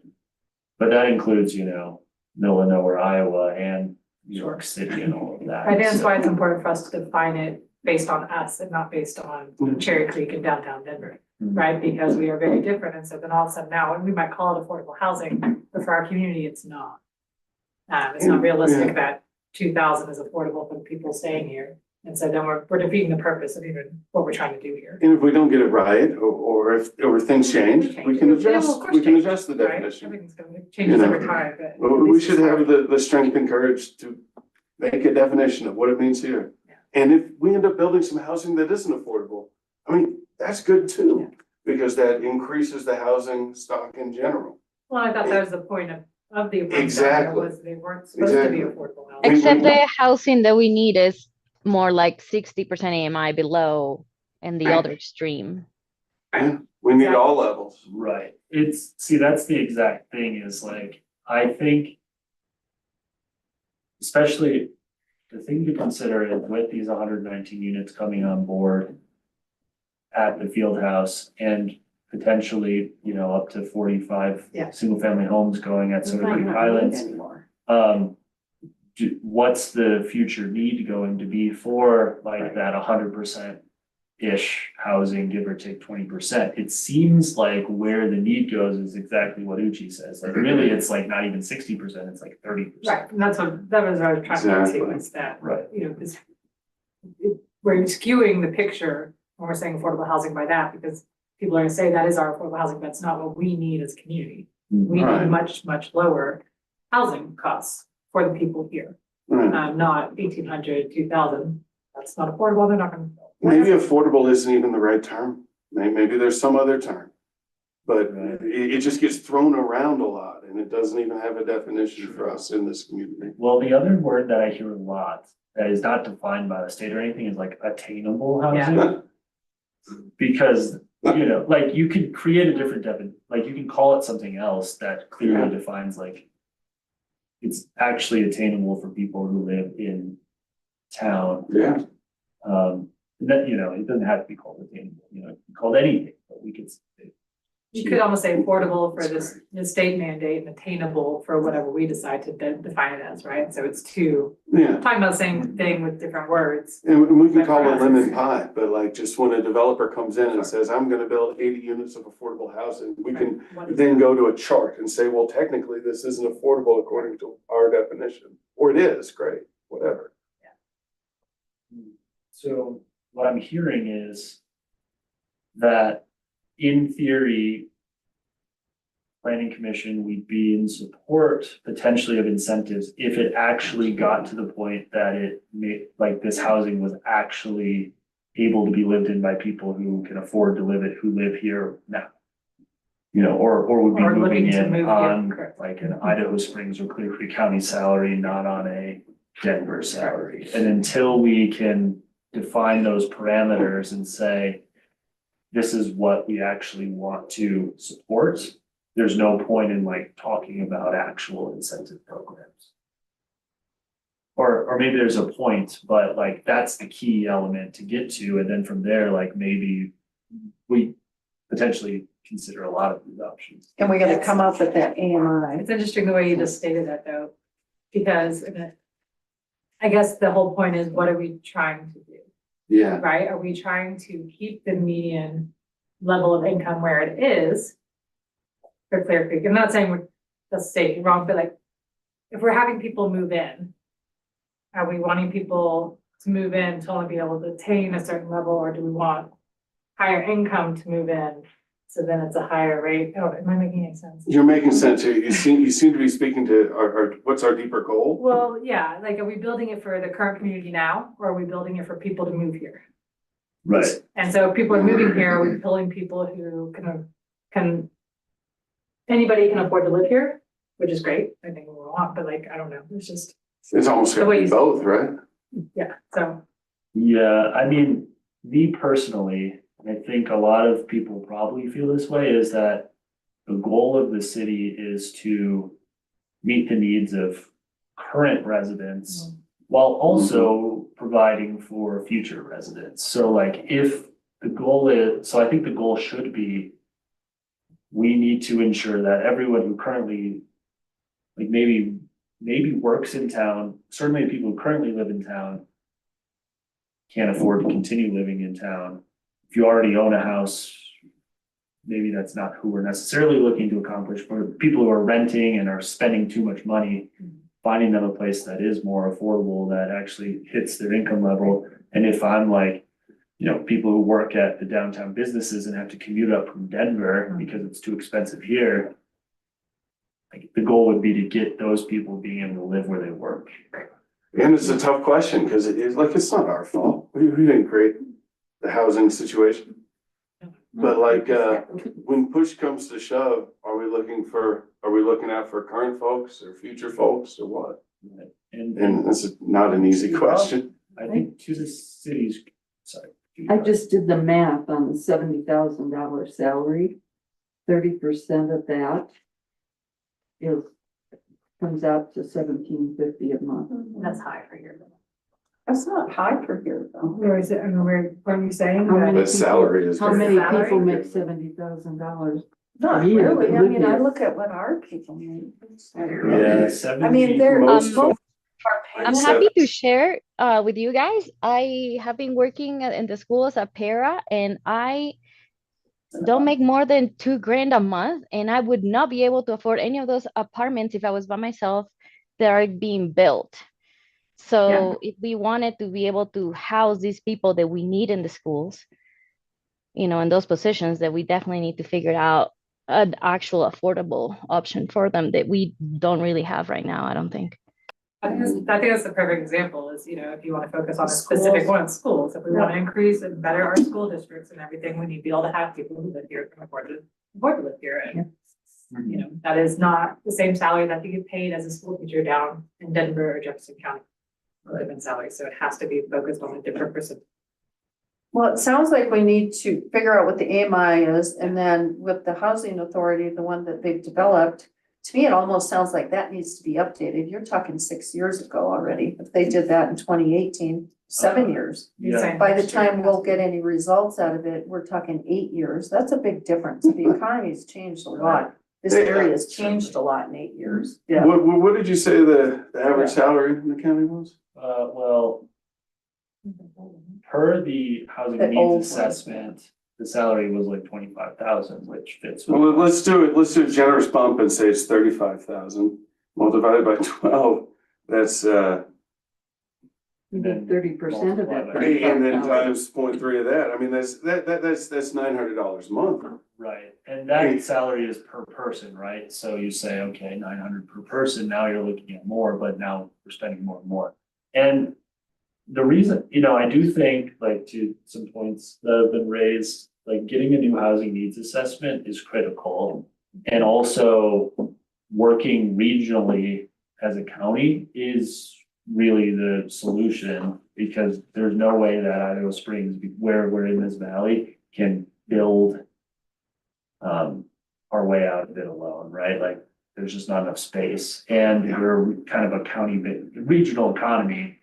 So as far as like, really, it's probably a good option for like the housing authority to be working on in concert with the county and all of the towns. The reason I sort of brought this forward now is because there are a lot of, or at least a few things going on right now that could, like, there's a lot of people circling Carlson Elementary, for example, and East End properties, and, we just bought that property on 103 for senior housing, and so, these folks are they're like, we want to potentially build stuff now. And so I think maybe we are better off waiting until the housing authority is actually up and running and has the expertise to help support this on a regional level, but and maybe that's. I would agree, because you look at Georgetown, look at all the units that are going in there that haven't been completed. You've got 119 going in here. You've got 45 homes possibly there.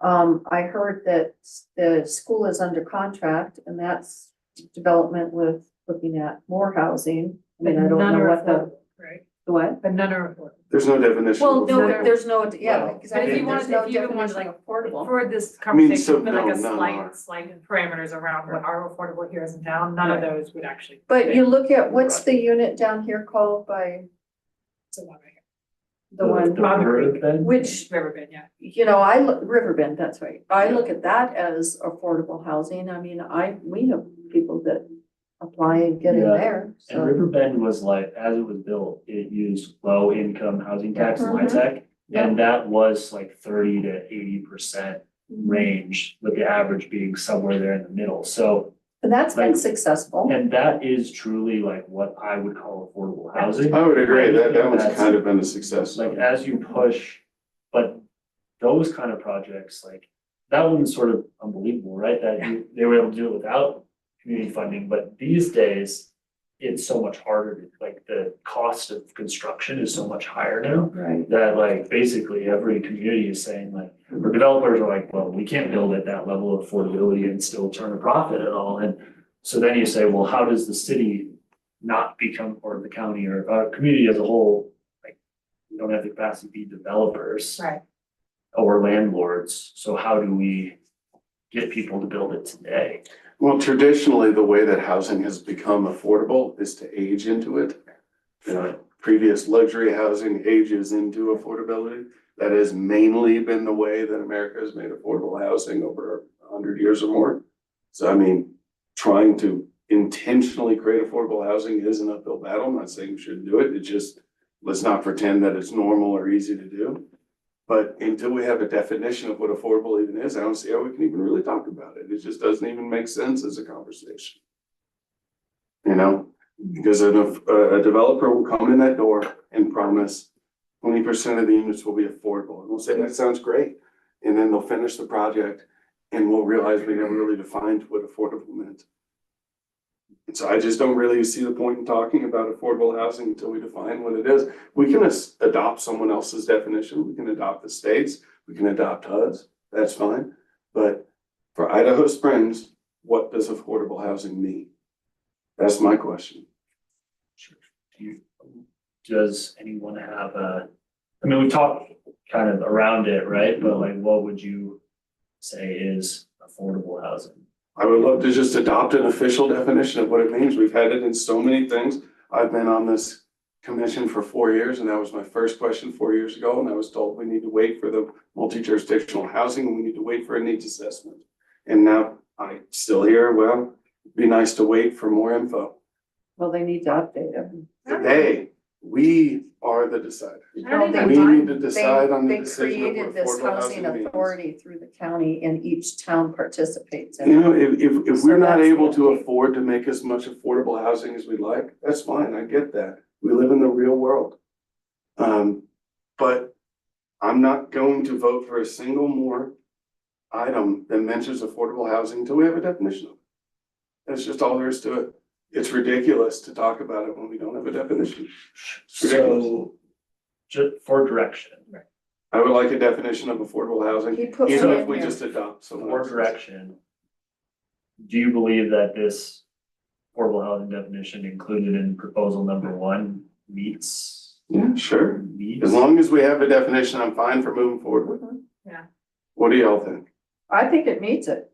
Yeah, I think the definition meets it. And Right on. my only thought and concern was making sure that the median income reflects where we are, right? The definition is great as long as well as our median Right. income isn't Which we're reflected not in coming up with that number yet. We're just Right, of coming course up we're with the not. Like, the definition. definition Which was is the whole that. idea. Exactly. Yeah. But I do think the one caveat with that is if we cannot Right. divorce ourselves from the definition, what it actually means per the state, which is these Yep. CHAFA standards, you know, that I was reading off. Then does it meet our definite, like, then is that a definition that works for us? Like, that I think is the key question, because if you tie it to this, then our goal still would be, we need to push for 60% and lower. Mhm. We've defined affordable as this, but then I think we should define an even lower definition, that's something else, and that's what we incentivize. If we can, and I'm happy to do the work to see if we can somehow get a different definition. Because I don't know if it's just that no one has done it to date, or if it actually is basically an impossibility. Sort of think it's the latter, but I don't know that for sure. Like, that makes a difference, right? Because if we have our own thing and then we say it's based on what the true 100% of Clear Creek County is, that's a very different conversation. Very different. So maybe before we even talk about any of these incentives, I will take the next month before next month's meeting to figure out if there's a way forward where we tie it to Clear Creek County, or if it has to be tied to the current standard of what 100% is. Because then we're not really offering affordable housing for our. And then Then- see then how it's we null and can void. come up with that Hey, guys, also. I believe that with that, I mean, and I understand that it's a very old assessment and we definitely need to do a new one, but I think that one was saying that affordable housing for Idaho Springs means 60% EMI or less.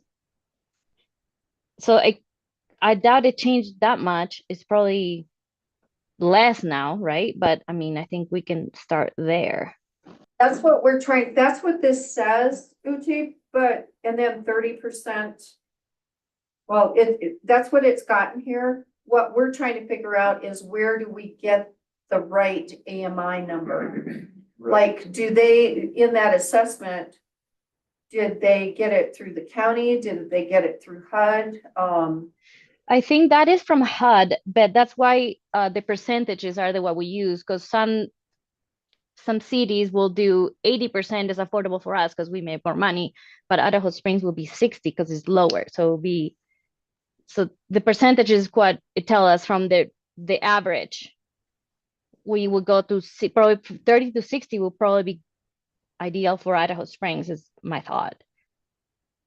That is what we have in here, but what we're trying to figure out is what is that AMI? I think we're all agreeing the 60-30 instead of like the 80-20 or whatever, with what the county came up with in that study. It's just what the AMI is, where can we get a better number? Well, and Uchi, are More you saying accurate, that yeah. it's 30 to Right? 60% 'Cause how do we know AMI what's- of what the state defines it as, right? Yes. Right. So it would be like keeping these numbers the same. Our affordability actually is 30 to 60%, not 60 to 100, so it's much lower than the Than what it state's would be. definition. So Gotcha. if we have to go with the state's definition for what our levels are. Yeah. Which is not actually on the ground true, then we should define it lower. That still puts it like 1,300 a month for the lowest 30%. If we do 55,000, which is what the lowest or the median is, that'd be 1,300 for a 1 bedroom. And what did you have the median in? 55,000, which I think is what we said Okay. was, Yeah, For- let's see, it says 55 per is that what That's per percent? this chart, What'd you Clear say? Creek County, 30%. The maximum rent should be 733. I think that you're onto something there, tying it to real dollars. And do we really personally feel comfortable calling that affordable? And just because we can't build affordable housing doesn't mean we shouldn't set the definition where we think it should be. well, It that might can be be doing an numbers goal. wrong. Because if we said 700, that's obviously, so Right. that might just be. that's Yeah, right now, because so I they're might be saying wrong. that the 30% AMI for Clear Creek for a 1 bedroom household is only 27,390 a year. But So that- 60% would be the That's 55, what- so 60% would be that 1,500-ish. And it's per person is, so like the 733 you're coming up with is probably at per person. Yeah. Yeah. Which Right. is kind of where we're at. I mean, when you look at, I mean, I only from the people we have in rentals and stuff in the conversations you have with them, they're all at about 900 to 1,000 a month each. Sure, that the one house is getting $4,000 because there's 4 of them living there, but But so it sounds like we're in the right ballpark. It's just, it'd be nice to know what the real number is of the AMI. And it's gotta be out there. Yeah. I mean, isn't it on our Consensus and taxes, everything else. there's a HUD number on when you pay your property taxes and stuff, isn't there? We just had to pay them, so that's why I know. I don't- I I just got the "Damn it." new assessment about not. I know, I did too. It's like, what the heck? After you just paid them because they were due the end of April. Yeah, that's definitely the clear thing that shows that the housing needs assessment from 2018 is definitely no longer Yeah, kind of even a benchmark to hit. And like, or I mean, like if you hit like the 30% AMI per there is like affordability gap for people who are less than $16,000 a year, like this with the, you know, now you'd say, well, that's probably even low, right? Like it's, Yeah. the gap has gotten even wider, I think, since that study was done. yeah, I guess to simplify numbers, it's like, what percentage or percentile of our residents being able to afford a house or a rental unit or whatever, a living space, like what percentile of them can afford it? Would you call it affordable house? If 50% of our lowest paid people can afford a place, is that affordable? If 70%, most people, if 30% can afford it, would you call that affordable? I think But- workforce in Idaho Springs is 30. No, I may be misphrasing, like, just saying, what percent of our citizens can afford housing? Gotcha. At what level would you call it affordable? Like, if 20% can't afford housing, is 21 affordable? If 50% of our citizens can't afford housing, is 51% affordable? Does that make sense? Or math is, a lot of different numbers are thrown out there right now. Fair enough, buddy. So what See where more you're going. direction do you want? I mean, it sounds like we're kind of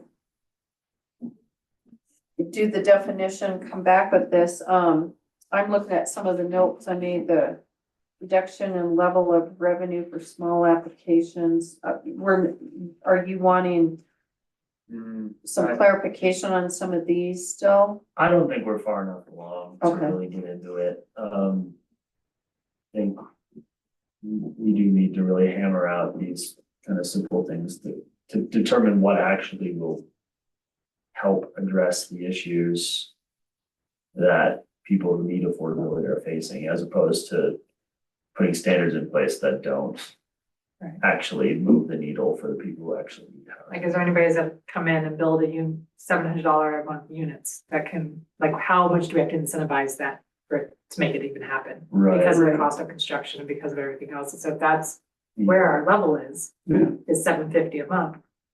Is that even doable And for the right city now, to provide that many incentives? And so it just feels like we have to get Yeah. those true numbers. We're gonna tell the story. and I think moving forward with some of the staff stuff, questions you've had, yeah, why would we not do it in-house? And Sure. yeah, I mean, that's my thought. If you guys looked at this on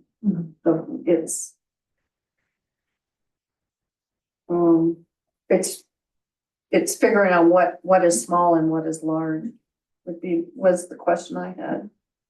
At what point the review? Good point.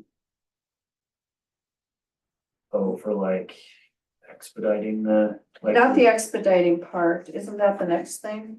Yeah, but which, It's on page 47.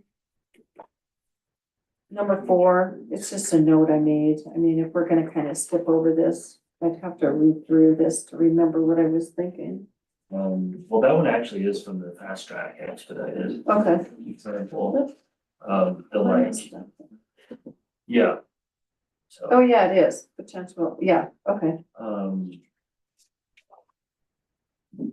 yeah, I mean, I think to sum up what I think is the case, like, it would be any housing that people want to build is great, like, but what we would incentivize needs that much higher standard of bar to clear. If someone comes in and says, I'm doing 80% of my housing, like, you'd say, great, Have fun. do it. But like, maybe then we're not it doesn't move the needle for us to waive some requirements or fees. Right. But if you say, I'm doing 30% of the Denver AMI, you'd say, great, that actually helps us. But I don't think we're far enough along to really be able to say one way or the other if what will actually be the need. Yep, so I think I can come back with more focused recommendations or things to consider next month on this topic to get us moving the right direction. But it will definitely still take a lot, time to get there. But if we keep moving in the direction, we'll get there, Kent, I promise you that. Oh, no worries. It's just a coincidence. All is good. Thank you for all of your awesome work. It's been awesome. Is everyone okay to move on to this fast track review? Yeah. So this one is a requirement that we have to meet by the end of next year. If we hit it by the end of this year, we can get another up to 50% in grant funding with no local match for planning capacity and things like that. Basically, what we're supposed to do or have to do is commit to reviewing a complete application for affordable housing per the state's definition of affordable housing, 60 to 20% of what they've said as our affordable housing in 90 days or less. Basically, my report says we already do meet this, in my opinion, but in order to be eligible for that funding, we need to do something to commit to that, I guess. And so, you know, my first one on here is just like, let's develop checklists and guides so that it's easier for developers to know that, what the requirements are and what it's gonna look like. That's not something that really needs any code amendments or anything. So for that one, I think as time allows, I will just start working on it with sort of direction from planning commission to do so. That would be a good idea. And then we can put into our reporting, like, we are working on these checklists and guides. So it like really doesn't cost us anything, I suppose, other than staff time to work on it, but it could reduce the time, and that would help achieve that. The second thing would be to just pass a resolution saying like, we will do this, you know, we have a commitment to do this. And in the packet, I included a template for that the state came up with. Like, basically, we do the checklist and we pass this resolution, we've checked our boxes. So maybe that's all we really need. The third one, I think, is also pretty easy. We like, as part of that resolution, maybe we make a commitment to say like, if a affordable housing project is ready, we will schedule a special meeting to make the process quicker. Then I think the fourth one is the more, gets to be maybe a little more controversial or political, I suppose. It would be saying like, hey, if you're a small project, like maybe 10 units or less, you don't have to go to a public meeting. We will review it administratively and approve it. That's the thing that would reduce time the most, but also would eliminate potentially need for like the ability for the community or, like elected officials and appointed folks, like yourself, to review each thing. So I had option one of like, if it's a small project, we eliminate all reviews. But, maybe also if it's a big project, maybe we just make it so planning commission takes action and we eliminate one of the public meetings altogether. That one obviously is the most politically difficult perhaps, but would also reduce the time by, in some cases, weeks. So I think 1 through 3, I don't know if anyone has comments on it. They seem a little easier. Yeah, my only comment was the 104 with the what's big or small. And because that's when all of a sudden you expedite something and then the community didn't know about it or hears about it, and then that's when it gets. Well, then you have 5 small ones get expedited and all of a sudden. Or it's controversial enough, but we looked at it as a small one, and Right. it might have been in somebody's neighborhood across the street. Yeah, that would be the only part I would be worried about. At this stage, my hope was to say, well, do you think it's worth looking into that idea more, or is it really better just to maybe go with 1 through 3, achieve the requirement? We're already pretty quick. Maybe we don't need this at all. And it also can be at the will of staff as far as the big and the small. And that's a matter of your own consistency then, like, being fair, which, I mean, you're very knowledgeable about this stuff. Good thing we took you away from Summit County. Yeah. If I was there, all I would talk about every day is housing. So it's nice being here. I think your suggestion of 1 through 3 makes perfect sense. Yeah. Like we said, we're already pretty fast. That'll help expedite even more, but without having any of the concerns of the others. Do you think they could be, the direction was, let's work on 1 through 3, or really 2 and 3? Like, is that a pretty quick turnaround? You think we could have it perhaps for next month? Yeah, I think so. Just a resolution that kind of commits to doing it and sets a commitment for special meetings. Yeah, It wouldn't even need a code amendment. I don't think. yeah, it seems like an easy enough resolution we could do. But Maybe a what's little bit more wrong with detail. including 4 and 5? I just think that one maybe needs more discussion. That one would be a code amendment, because we need to put in parameters that say,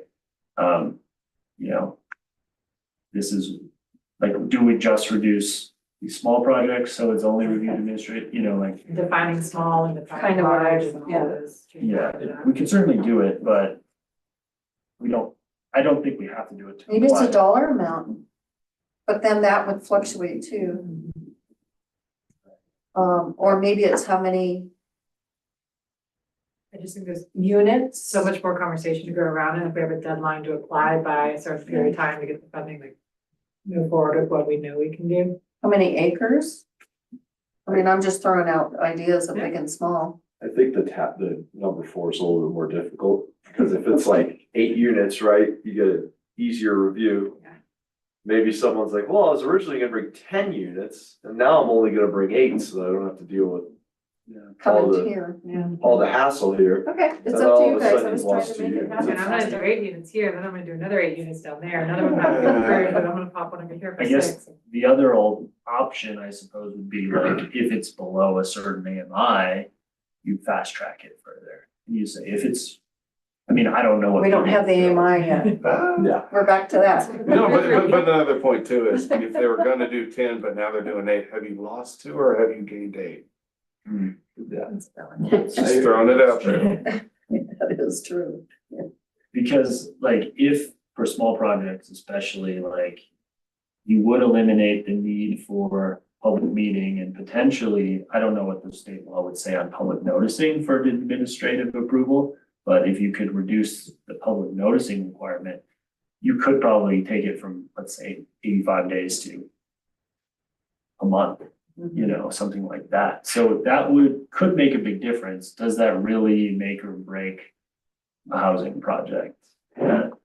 But we can also do it like we did a couple months ago where it went to planning and then came back to us and then went back. No, it went to council, came back to planning, went back. Right. But, you know, I guess my thought would be if you, because you're trying to put this together, if it can be put together with something in that maybe that evening we can agree on, then it would be in there. Or delete it out at that point. If you come up with the big and small, Hmm. does that help? Yeah, I think we can do that. If people want, if planning commission wants to pursue that as a potential avenue, then we definitely could put that in there. I think if consensus is, Because this is mandatory by state that you do this expediting stuff, right? right, but what they're saying is you basically just need to show a commitment to doing it. And Okay. so like, since we already do, like, I think there's some communities, like Denver is a good example. There's so many layers of review that like a project can take 6 months. Whereas for us, it could take 2 months. And so like Denver might have to do stuff like this in order to actually get down to complying with the 90-day requirement. Whereas all we really need to do is if we're getting close to that deadline, we schedule a special meeting and we've hit it. Because we're a lot more Easy. flexible and like kind of light on our feet. So in that sense, like the state has all these recommendations on ways to achieve it. This is one of those recommendations, which is why I threw it in there, but we don't need it to comply with the state, I guess. So it would be if we want to encourage it even further, this would be a good option. Even on a small project, depending on where they're planning on putting it, if you don't have public input, you're gonna Well, that's get kind people of, screaming. Well, just without the, what is small, right? Yeah, You're popping up a 20-unit building, and that's our definition of small, that's big for here. Yeah, I So wouldn't it say just, that's there's small. so much more to it, and if it's above and beyond what we need to do, I just don't know if it's the right time to be focusing on it. Okay, you have direction on that? Yeah, perfect. I think we'll move forward at least for now with 1 through 3, and if anyone feels really strongly about it, we can elevate that again, either next meeting or in the future, but otherwise I think we'll be ready for next meeting to have something that will get us in compliance by the end of June potentially. Thanks. Yeah, thank you, everyone. Right on. And you want to skip now the other one until we get more on the Yeah, incentives? I think I got enough direction on that to keep working. Okay. And I'll revisit with Andy and Guy whether we need to whether there's anything we need to put forward with council, it's, like the timeline for that, so. I just don't think we're ready to do it. Yeah, because I have some comments on this. Yeah, there's a lot of question marks that I have. I just Yeah. wanted it to be a really high level discussion to kind of say like, what are the pros and cons of different strategies, but ultimately like there's no, like you said, like until we clearly define what our goal is, like talk about strategies for something that isn't really clearly defined doesn't really make an incredible amount of sense. So I'm happy with the direction given tonight, and if anyone has anything else to talk about, then I'm happy to talk, but otherwise I think I'm ready to. Okay, roll. it's a lot of work. You put a lot of work into this. Both Thank of you you. guys did, yes, thank you. Oh, it's all Dylan, but I just edit them after he's already written everything. Thanks for nodding. Out of curiosity, have you given any incentives to the football field project? The one incentive, if you will, that was negotiated through the approval process was that they could apply their impact fees to the improvements in Minor Street. So as part of the project, as with any residential development, it's $5,000 impact fee per unit, and those impact fees go to things like road improvements and water and sewer improvement, things like that, that are like public benefits.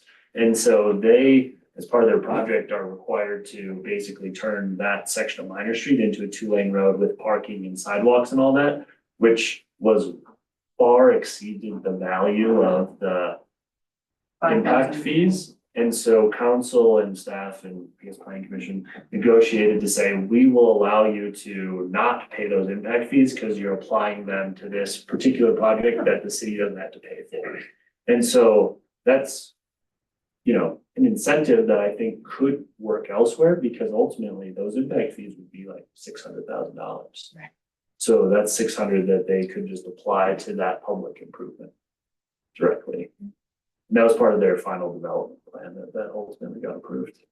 But they didn't get any incentives as far as like tap fee deferral or reduction or anything like that, so. Otherwise they, yeah, I guess paying their own way, if you will. It's coming fast. Yeah. There you go. Good question, man. I think I know why you're down. Okay, cool, thank you.